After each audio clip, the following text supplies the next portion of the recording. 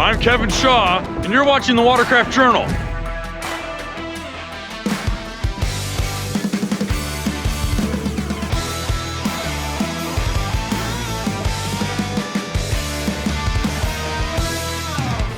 As you can tell, I'm on a boat.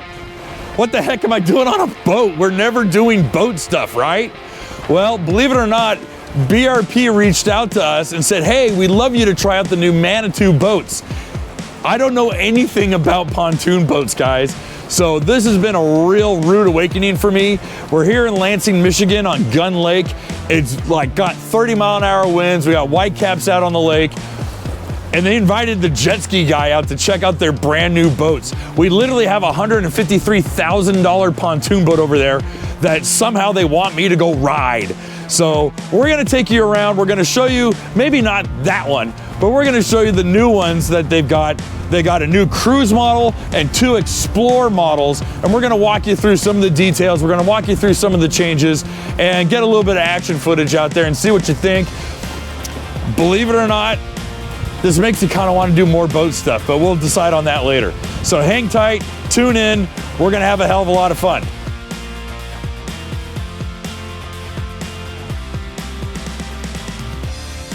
All right, so we're gonna give you a little bit of a walk around on the 20-foot cruise model. This is of the 2 redesigned models. There's the Cruise and the Explore, and the Cruise is gonna be more of your entry level. But to be fair, the Cruise that we have today is well more equipped than the standard Cruise. It's almost basically an Explorer, just with all the things that it's got in it. They really wanted to knock our socks off. So first and foremost, how Manitou rates its sizing. While we're on a 20-foot, what it doesn't include is the 4-foot transom. That's the max deck. That's where the Rotax 150 is mounted underneath. And we'll show you here how that engine is not only tucked all the way underneath that deck, but it's also almost completely submerged in the water, which is really unique for an outboard engine. So when you see an advertised size for either an Explorer or for a Cruise, you're seeing what effectively is usable size, and that is going to be from gate to gate. And speaking of gate, we're going to go all the way to the back. We're going to show you some of the modularity and a lot of the really neat features that are integrated into the new Manitous.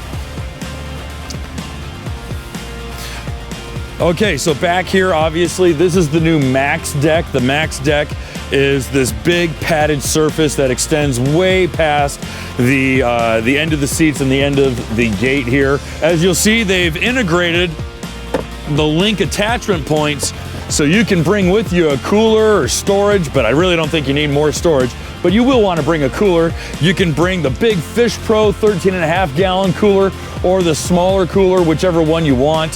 So if you guys already have a good link attachment that you want to bring, you can attach it right there on the back. Then they've also included this cubby here in the back, and it does have a latch on it that will close up. This is your freshwater flush so that you can flush your engine. And because the engine is in fact a 2-stroke E-Tech Rotax 150 on this unit, you do have your oil storage here, and that's gonna hold up to over 100 hours of usable oil for your engine. So you can really go pretty far with just that one reservoir. So that's pretty cool. This big platform does fold up. You'll see the hinge here, and we'll show you in other footage that this whole platform does rise up so that if you do trim up, or if you're on a trailer, or if you're on a ramp or a dock, you can bring that engine all the way up, and that whole deck comes up about a 45-degree angle, so it's really not that crazy.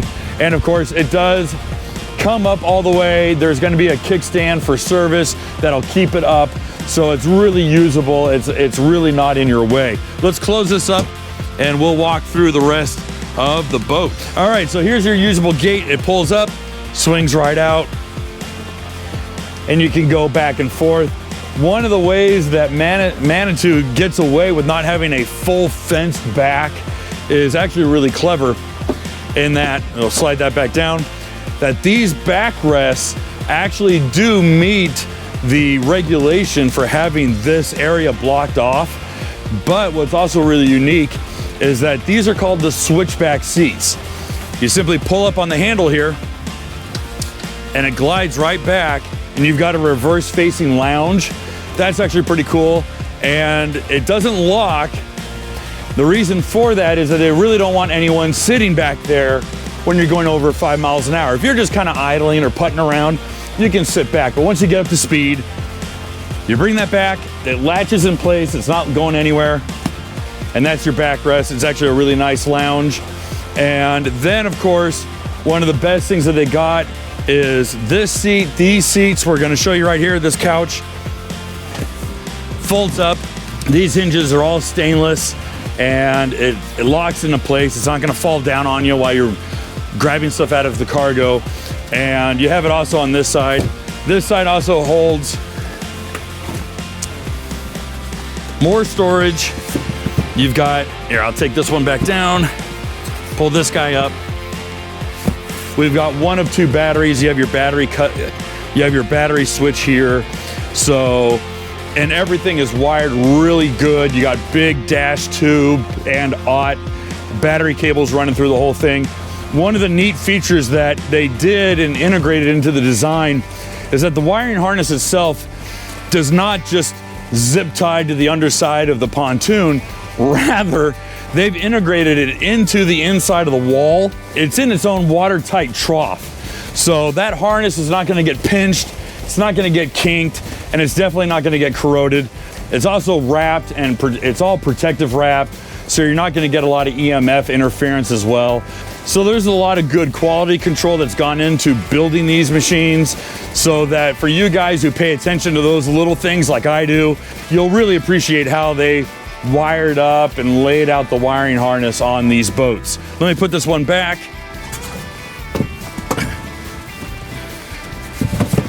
We'll show you a few more things. This is your center storage. This goes right into the center pontoon, and it is absolutely massive. It goes all the way up in there. You can put water skis in here, inflatable rafts, lots of rope, and it goes so far forward. So it's really cavernous inside. So as we move forward into the cabin, the captain's chairs, there's a couple different options that they have for captain's chairs.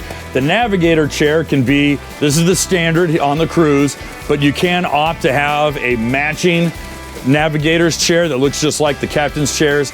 They also have a high back chair that's on a lot of the Explore models, and those are real sporty looking, really neat looking seats and very comfortable. The control panel is actually very comfortable. It's very well laid out and has 5-way adjustable tilt steering, and the throw is actually surprisingly short.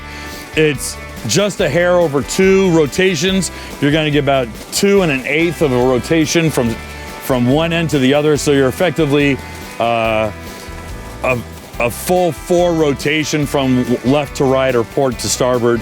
And on the cruise models, you have the standard style switches here on the dashboard. When you move up to the Explore models are going to have the digital buttons. Those are a little more high tech. And the other differences is that between the Cruise and the Explore models, you go from a Garmin 7-inch screen to a Garmin 9-inch. In addition to that, you also get Garmin's Fusion sound system, and they've integrated the speakers. They're tucked away very nicely in the corners, and those speakers are also paired with a whole lot of USB ports. In fact, they were saying on the top end Explore models, there are 12 USB ports.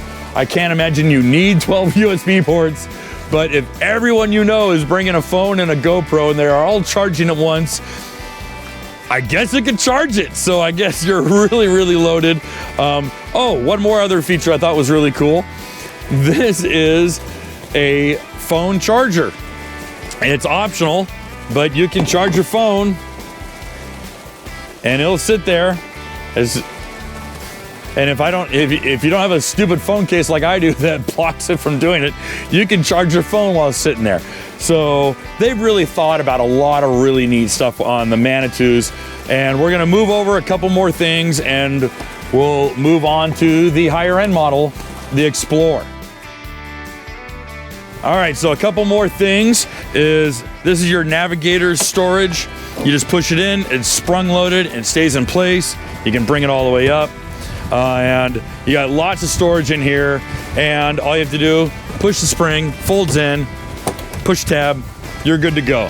Now there's a couple more things that are unique to the new Manitou platform, and there is a little bit of modularity. I know with the Sparks, it's kind of a build your own boat setup, and there's a little bit of that that's shared in the Manitous, and that is if you go from a 20 to a 22 or a 24 foot or even the 26 foot, you're not going to gain length from the windshield back. In fact, all the length that you gain is from the windshield forward, and that's where they extend out. You can extend out the lounges here in the front. You get a lot more living space up front. If you look at the other units that we're going to show you today, you'll see that they have massive lounges, big couches in the front, and this is obviously the smallest of the units that we have today. So we're showing you here just a little bit of living space. It seats 4 comfortably. If it's just 2 people, they can put their feet up. Lots of room, very comfortable. But when it gets to the larger units, you can sit a whole big group of people. So that's where you're gonna find the distance gained or shrunk from one unit to the next. Okay, so we already took you around the 22-foot Cruise model. Now we're here on the 24+4 Explore model, and this one has a lot of really neat features in it that simply are not available on the lower tier Cruise that we want to take you around and show you. First and foremost, there's a couple accessories that have been added on that we want to show you that can be done on any model, and that is the different link attachments. These have been attached and they're sold individually. All you do is you follow the template. They'll show you where to screw into the hard plastic. You put 2 nuts on the back and you can access those back panels by removing the seat. It's as simple as simply pulling it off. You can reach in and you tighten them up and you take that access panel off and you're all set. You can put your link light attachments. This is the wine glass holder. Your regular link cup holder you can put on as well. So if you're sitting down relaxing, this slides on, stays in place, you're good to go. BRP hides a couple things behind these access panels. On this side, we've already taken this one off. Behind it is the subwoofer for the sound system, in addition to the 6 speakers, 2 here, 2 in front, and 2 in the rear. On this side, it's actually really great. Is behind here is all the access for the captain's control panel. You're gonna see all the wiring. They've done a really fantastic job in wiring the looms, having them covered and individually routed. They've done a really good job in routing the harness that goes through an access panel through an individual watertight channel all the way across so that it's not exposed to the elements. It's not going to get touched by any water, and it'll operate the sound system, all the speakers, and also all the lighting on this side. So you're really not dealing with the elements as everything is self-contained.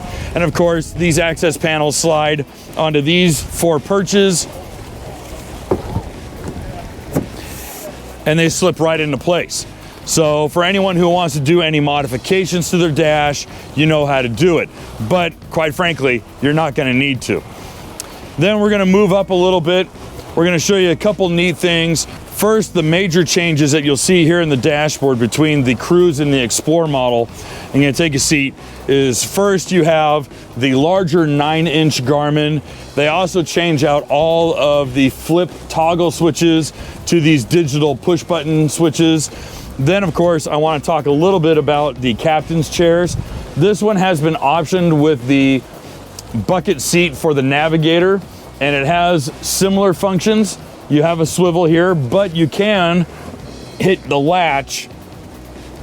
Excuse me, it's on this side. And that latch allows it to swivel, or you lock it, you throw down the lock, and it stays in position. And then one of the last things is, depending on your height, you can change how far you want your seat. You can get all the way up onto the steering column or move all the way back if you happen to be a little bit taller. So this allows for a lot of comfort. There's also a little push button tab if you want to lean back and relax, put your feet up if you're lounging around. So that works out really nice too. We got a few more little options that we want to show you guys before we move on to the differences that really set this one model apart. So moving back, you see that they've added more link attachments back here. And this link attachment, the furthermost one, does stay out of the way, so you're not going to hit it with the gate. So that's nice. Then of course we have the dinette and the couch here. This is one of the neater features that we like. Obviously it's in setup for the couch. Fold it up, locks into place. This is a nice open area. That locks into place. It's a nice sturdy connection. Each of the cup holders has a drain hole, so you're not collecting any condensation. It's not gonna pool up inside of here. It's gonna be really easy to clean. And if you wanna take it down, there's two latches. Comes back down, pull this latch, comes back down. You got cup holders, nice padded couch area, works out great.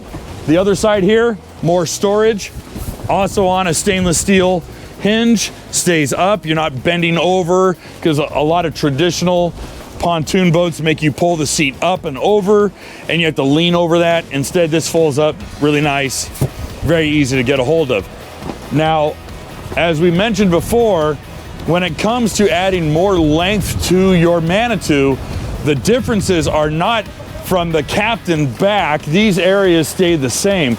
Rather, they add that length up here in front. And as you can see, they've added a lot more room up here, to the point this storage area is big enough to put a link container in here. Now, the link container is not standard, but I do recommend it for you guys, especially if you're looking at carrying all your registration, a fire extinguisher, just needful items that you're always going to want to carry on your boat. You put it in here, you never have to worry about it. You're all set up and you're good to go.